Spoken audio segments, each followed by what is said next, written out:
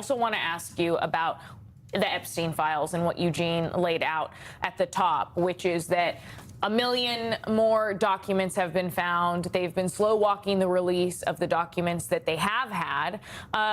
Is there any conversation going on amongst lawmakers on House Judiciary, which you sit on, about holding the president or the Justice Department or Attorney General Pam Bondi accountable on this? And where the hell did these documents come from?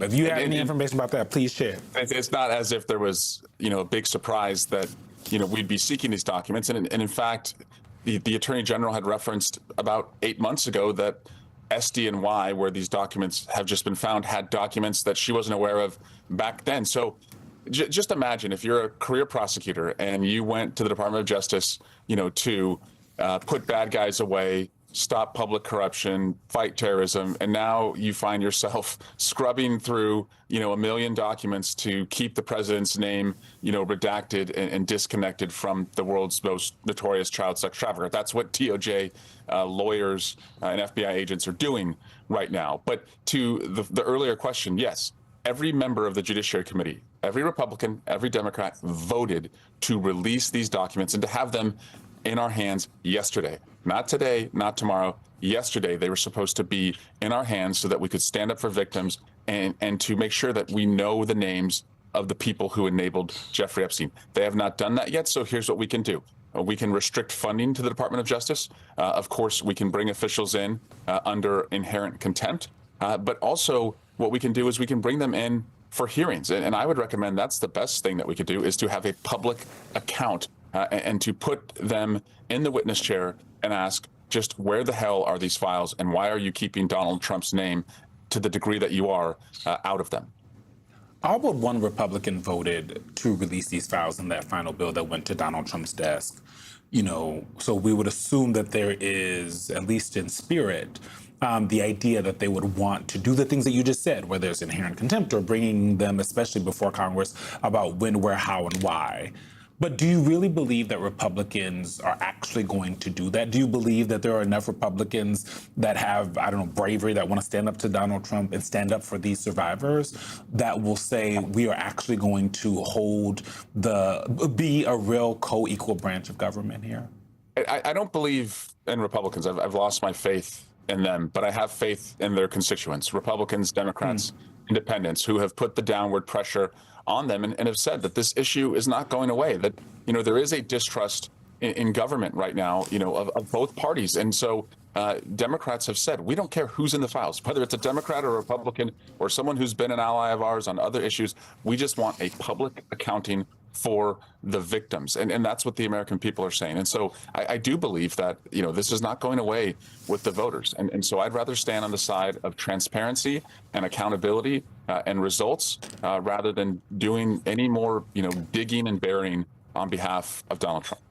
Congressman, it sounds like you're saying that inherent contempt, holding these officials in inherent contempt, or even the possible a vote on impeachment of someone like Pam Bondi. Or restricting funding. Yeah, or restricting funding. It sounds like, though, that may not happen until or if Democrats actually win the House in 2026. Is that right? Yes, and so we have to telegraph that that's what we are willing to do if we are given the majority. Look, we all know that Jeffrey Epstein was Donald Trump's best friend. We know that because Jeffrey Epstein said that. And so the question that everyone has right now is, what did Donald Trump know about Jeffrey Epstein? I know everything about my best friends. So if one of my best friends was a child sex trafficker, I would know that. And so the question is, did Donald Trump know that? And what did he do if he did? Right now, he's doing everything that makes him look like he doesn't want us to know how close he was to Jeffrey Epstein. And it's on us now in Congress, because he's not going to be transparent. We have to be transparent on behalf of the victims and for the American people. If that oversight isn't going to come for a year and change at best, so what is your message? What is the message from Democrats to survivors about what they're supposed to do for the rest of 2026, right? They have already waited so long for actual justice here. Yeah, it's that we got your back, that we don't care who is in these files. We're not trying to protect anybody.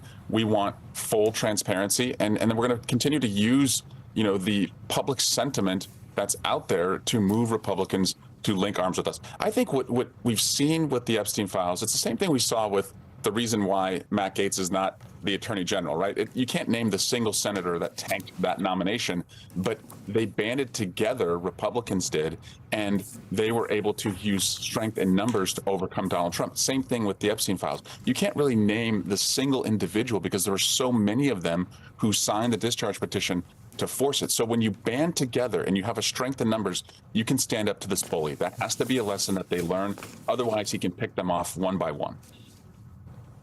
Congressman, very quickly on you mentioned the connection between the friendship between Donald Trump and Jeffrey Epstein, but also the other person here is Ghislaine Maxwell, who was even mentioned in that first release of documents, and the fact that there is a photo that we haven't seen yet of President Trump with Ghislaine Maxwell. She's still in prison. Her transfer, we don't know who approved it to that lower security prison. Are you trying to get any answers on that, on who approved this, and do you think that that could be a pressure point for Democrats to try to get her moved back to a higher security prison? Yeah, Judiciary Committee has oversight of the Bureau of Prisons, and I know that our ranking member Jamie Raskin, has been working, in trying to find Republican partners, to understand the sweetheart deal that she's given. She's been given a comfort puppy, for crying out loud. I mean, that is actually happening. That this enabler, this trafficker herself, a convicted felon,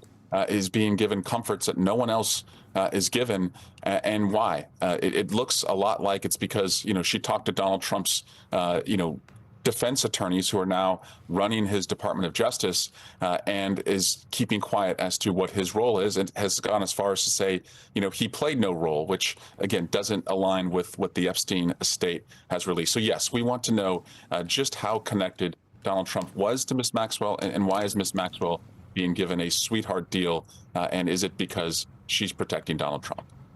California Congressman Eric Swalwell with questions that we all have. Thank you, sir, for coming to the My pleasure. weekend.